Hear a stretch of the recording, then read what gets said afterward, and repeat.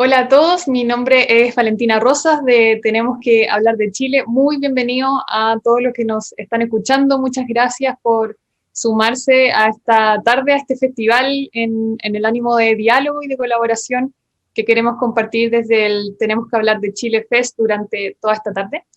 Y bueno, tengo ahora el privilegio de conversar con Adam Kahane, quien es director de Reos Partners y que se dedica, es un experto en la resolución de problemas sociales complejos y además multilaterales, con experiencia en más de 50 países y además autor de varios libros como Colaborando con el Enemigo, Power and Love, Resolviendo Problemas Difíciles y otros más. So now I'm going to switch to English to talk with Adam. Thank you, Adam, for joining us. It's a pleasure and a privilege that you join us in this festival to share Yeah, your knowledge. for me too. I'm excited by what you're doing. Great, great. We too. So Adam, nowadays we are living these moments of great uncertainty and mistrust, social tension, sadly not only in Chile, but also across the world. And you have experience working on those fields. You have witnessed so many different and likely collaborations around the world, throughout Africa, Latin America.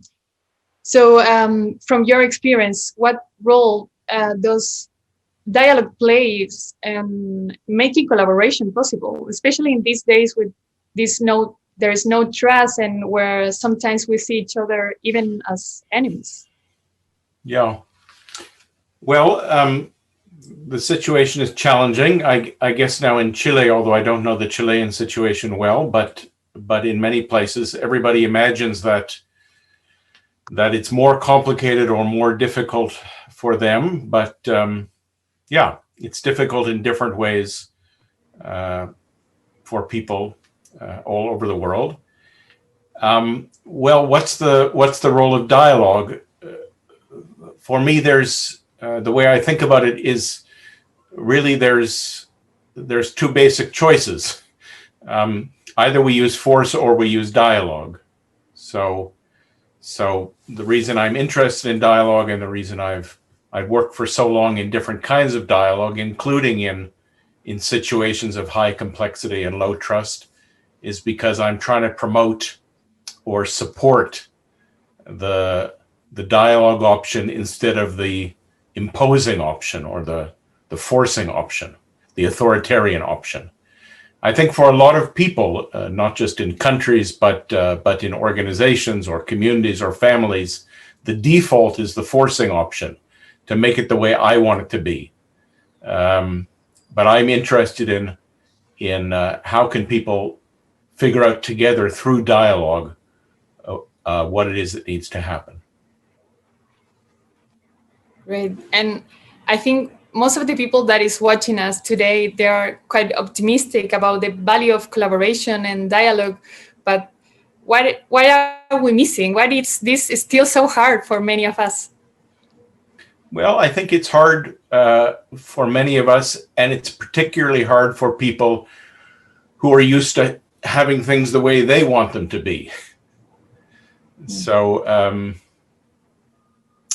yeah, people who have had power, elites, people of privilege, people who are used to being listened to, find it frustrating when other people don't agree with them and aren't willing to go along. In a way, I think, in a certain way, I think it's a good sign that that people aren't willing to put up with things that maybe in decades past they thought they didn't have a choice. But when there are different actors who have different experiences and perspectives and interests, naturally there'll be differences. That's inevitable. It will happen 100% of the time.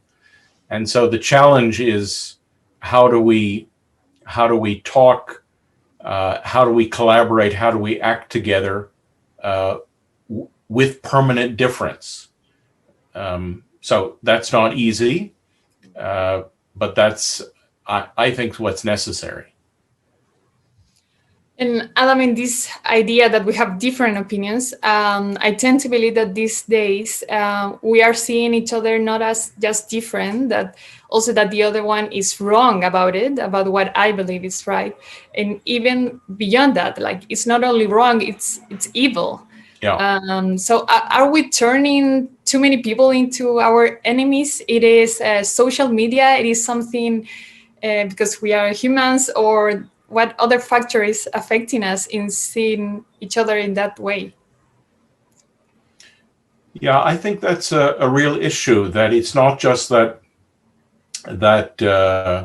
we see things differently. It's that you're wrong, and not just that you're wrong, but that you're evil. And then it becomes, how could I work with you? Because how could I collaborate with the devil? So for me, it's not just a question of difference or polarization, but demonization. And I think this tendency to treat the other as the enemy is a real impediment. I'm not saying that we never have enemies. I wouldn't go that far, but I think we don't have enemies as easily as we think we do, or as often as we think we do.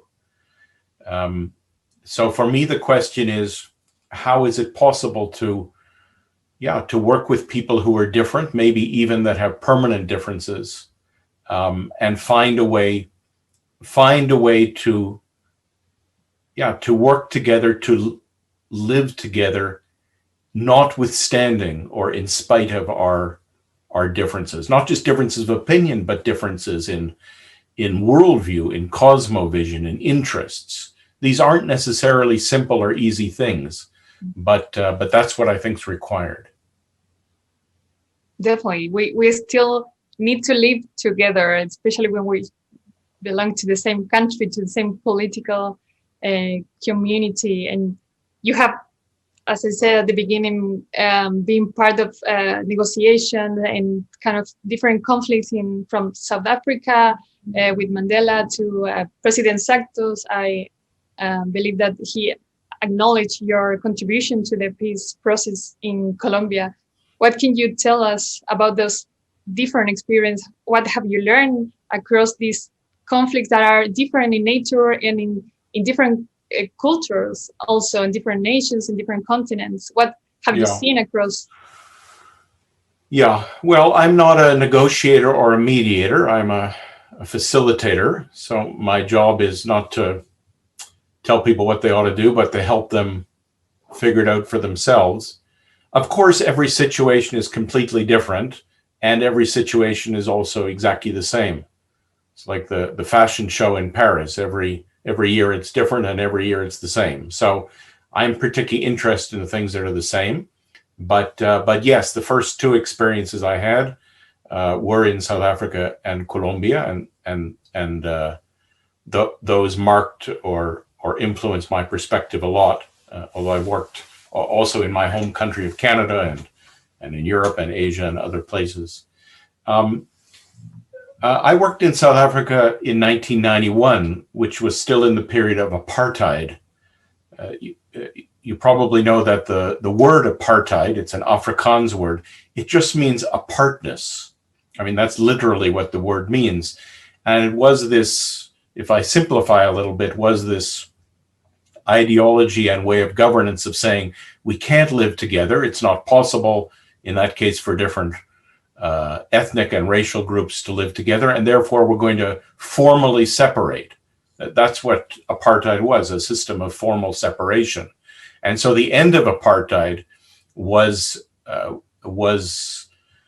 working out how to live together, convivencia. I think in this case, the Spanish word is better than the English word. And that's not necessarily easy or smooth. Anybody who knows about the history of South Africa in the last 30 years, it's not it's not a fairy tale where everything suddenly worked out well. There's lots of problems. But that transition from living apart to living together, more or less, was successful. And so that was my big learning from that. And it really surprised me, shocked me actually, that people who had been literally trying to exterminate each other, were able to meet together and talk together and figure out a way forward. The comment that was made about the process in South Africa by one of the participants, a man who became a cabinet minister in the Mandela government, a member of the South African Communist Party, he described that process, the Monfleur process, as we found the way forward for those of us who wanted to find a way forward. And that's what happened in 1994. The Colombian experience, in a way, was more dramatic because this was in the period of the hottest period of the armed conflict, 96, 97, where the participants in that process, Destino Colombia, included all of the armed actors, not just government and military and church and NGO and business people, but also the FARC and the ELN and the Autodefensa. So this was a very amazing encounter. Actually, I was remembering that the FARC and the ELN participants in that process had been offered the safe passage to come to the talleres, which were held outside Medellin, but they didn't trust that it would be safe. And so they participated in 9 full days of workshops by telephone. So I realized we have a precedent for these virtual workshops. It worked then. If people want to work together, they can do it, no matter what the obstacles. But what I learned from Destino Colombia is the following. Juan Manuel Santos was involved a little bit in organizing this process, and then 20 years later, exactly 20 years later, when he was now president of Colombia, he won the Nobel Peace Prize, and he mentioned this process, Destino Colombia, in the remarks he made when he was given the prize. So I was very pleased about this, but I was surprised, and I saw him a few months later in Bogota, and I asked him why did he remember these 9 days of workshops that had happened 20 years before? And he gave for me what was a very good answer, a very profound answer. He said the reason he always remembers Destino Colombia, the reason he referred to it often, and the reason he considered it an inspiration for his work, is that that's where he learned that, contrary to all of his familial and cultural and political upbringing, comes from a political family, it is possible to work with people you do not agree with and will never agree with. And this, for me, was a very important way of characterizing things, because we imagine that we'll meet these others and we'll find, we have a cup of coffee and a drink and a chat, and we'll find, actually, we agree, we want the same thing. And maybe that happens, but I think Santos was posing a more usual scenario, which is we'll meet, we'll find we agree about some things, we disagree vehemently about other things, but we need to find a way to move forward anyway. And the example Santos gave of that is him and Chavez. It was obvious when Santos and Chavez met that they were never going to agree. They came from fundamentally different positions and ideologies, but they had to find a way, in that case, to live side by side as presidents of neighboring countries. So the big thing I've learned, this is the main thing I want to, with this long explanation, the main thing I've learned is simply that it is possible. It is possible to meet and talk and find a way forward together, even with people that you don't agree with or like or trust. And that's, for me, that's good news, because that's the situation that's being faced not only in Chile, but many places in the world, in South Africa, in Myanmar, in the United States, just to refer to 3 phone calls I've had already this morning. So everybody's dealing with this, and everybody's trying to find a way forward. Yeah, it is. And well, in Chile, we are dealing with similar challenges. We have a huge process of unrest, social unrest, and also we are a few days more voting for if we want to change the constitution or no. And that is in some ways making us or dividing us in 2 different sides, sometimes very extreme different positions, and making us opponents in very different ways. So what lessons can we learn from these processes to Chile? And if we can all agree, not just political leaders, what is the role for the rest of the citizens? Yeah. So I know these situations are difficult, and it's difficult to be in the middle of them. So I'm not gonna tell you it's all okay, it'll all be fine. But the tension and the conflict in Chile is being experienced in different ways by lots of people. So you're not alone, and others have gone before you who you can learn from, and other people can learn from you as well. So that's what I see.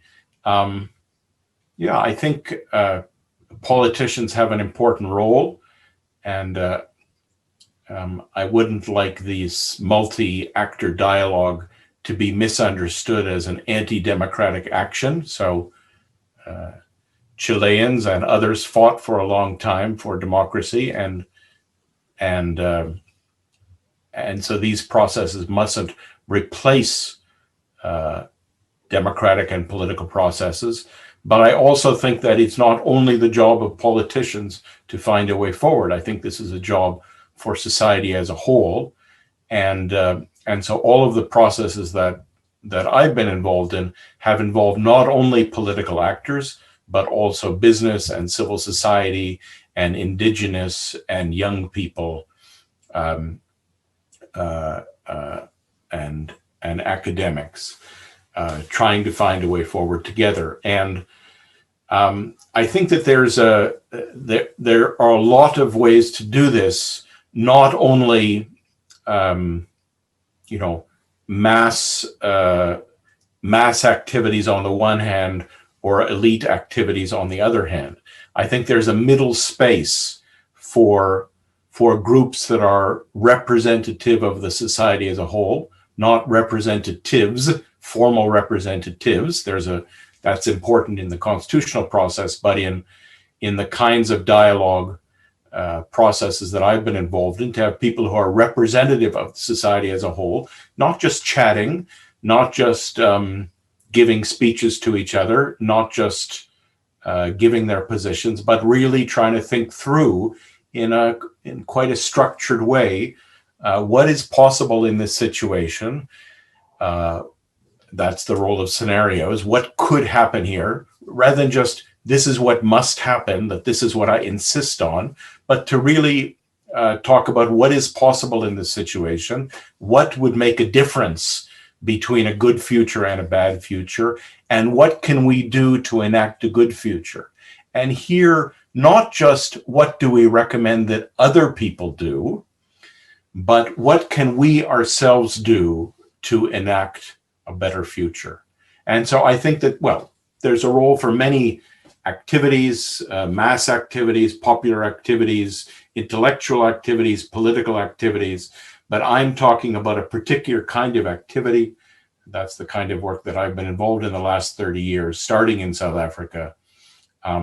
How can we, in a structured way, think through what is possible, where is the leverage to make a difference, and on how can we work together across our formations, across our communities, across our organizations and constituencies to enact a better future. That's great, Adam. And based on your approach, where do you start? You make these different parts agree on the disagreement, on the solving of the problem, on where do you start these conversations normally? Well, the way we start relates to what's the situation. And for me, the crucial thing about situations such as you're living in Chile is it's too simplistic to say that they're problems that have solutions. I think it's more accurate to say they're problematic situations that different actors see as problematic from different perspectives and for different reasons. So the starting point is not that we all have to agree on what the solution is, or even that we all have to agree on what the problem is. but to find people who think the situation is problematic, that things are not as they need to be. We don't have to agree on why or in what respect, but we agree that they could be better, that they could be better, that they need to be better, and that we're willing to work to make them better. And to find a group of people, a representative group of people who agree that the situation is problematic. And then the way we've started, and this turns out to be surprisingly fruitful, is to really map out what is possible in this situation. This was my big learning in South Africa in 1991, that people were so used to coming to meetings to advocate for the way they think things should be, their platform or their position or their vision or their proposal or their manifesto. There's nothing wrong with that, but you get out of that a debate or a dialogue of the deaf or a series of monologues. And that dialogue doesn't mean two monologues. It means a flow of meaning, dialogos, to create meaning together. And what we discovered in the South African experience is this activity of talking about what is possible, what scenarios are possible here, not what we want, but what could happen. And what would that look like? And what would it mean? And what would it take to get to scenario A or scenario B or scenario C? And then out of that, okay, then what is it that we can do with our communities and organizations and sectors? So it's an odd combination. It's both a highly creative process and at the same time a highly structured process, structured minute by minute. It's not just, well, why don't we come to a meeting and have a chat? And it's not, why don't we come to a conference and hear a bunch of people giving lectures at us, as I'm doing now. But how can we find a way forward together? That's what I think's crucial. And it's possible. It can be done. I've seen it with my own eyes. That's awesome, Adam. Thank you. And what stand out to me about your work is one of your books that you put together concepts that are really unlikely to go together, at least for me, like power and love. So if you can explain us a little bit more about that approach. Yeah, I wrote a book called Poder y Amor, and I'm finishing right now another book which I think might be more interesting to you. It's about power, love, and justice, because I think, in fact, power and love are crucial, but not sufficient. The book of Power and Love was inspired by a single sentence in a speech of Martin Luther King Jr., one of his final speeches before he was assassinated. He said, "Power without love is reckless and abusive, and love without power is sentimental and anemic. The clash between immoral power and powerless morality is the central crisis of our time." So I really became interested in this, and I realized that the processes I was involved in can only be effective if they employ both power and love. And these words are so frequently used, sometimes it's confusing to talk about them. But what I mean by power is close to the Spanish poder, the capacity to make things happen. And we confuse poder with oppression, and so we say no, we don't want power, or we must use power to defeat the enemy. But power in its simplest meaning means the capacity to get things done. So we must have power if we're going to get anything done, if we're going to change systems, if we're going to transform our social reality. But at the same time, power without love is reckless and abusive. And so love in this context, I'm not talking about romantic love, I'm talking about the drive to unite, the drive to come together. And this is crucial. And this is the reason I wrote the book, the second part of King's statement, love without power is sentimental and anemic, that just to get together and connect is not enough. And it's not true that all you need is love. So this is how I became interested about how can you combine in this work power and love, and I think justice. Justice is what gives directionality. We're not just trying to find a static accommodation where everybody can do their thing and we can be connected. No, we need to change things. We need to make structural changes, systemic changes. And justice is this idea of a direction for what you're trying to do, making things better. And so anyhow, these are words, these are abstract words, but I think that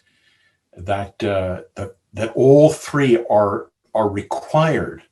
That a process has to include power, love, and justice if it's going to have an impact, and if it's going to be a democratic process rather than an authoritarian process, and I guess a collective process rather than an apartheid process.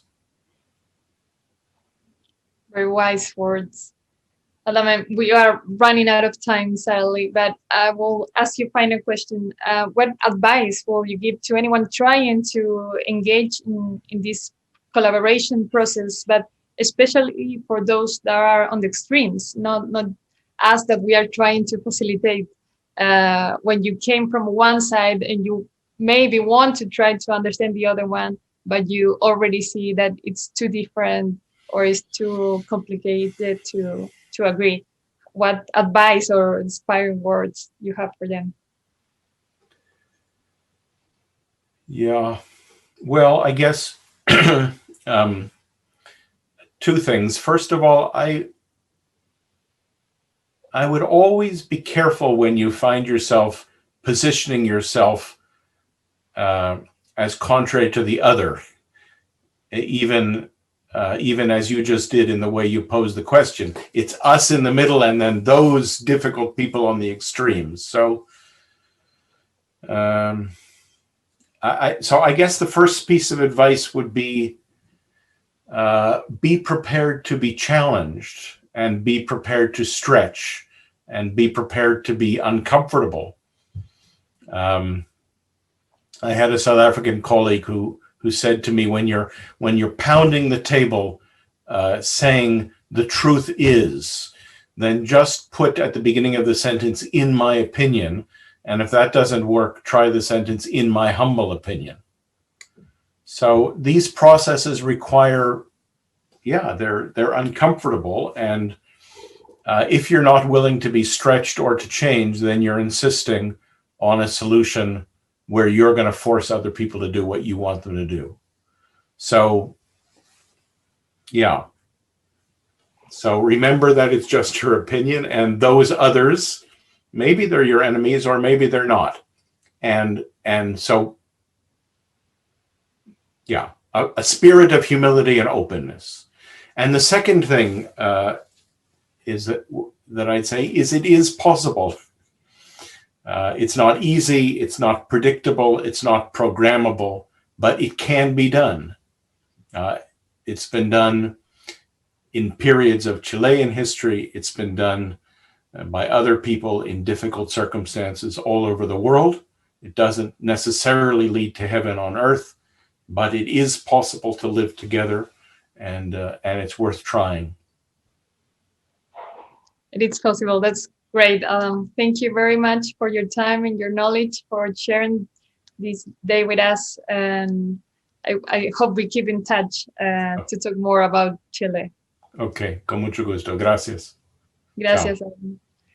Y eso, invito a todos los que siguen conectados en esta tarde. Tenemos que hablar de Chile Fest, a seguir con la programación, con las conversaciones y el resto de los speakers y artistas que tenemos en la tarde.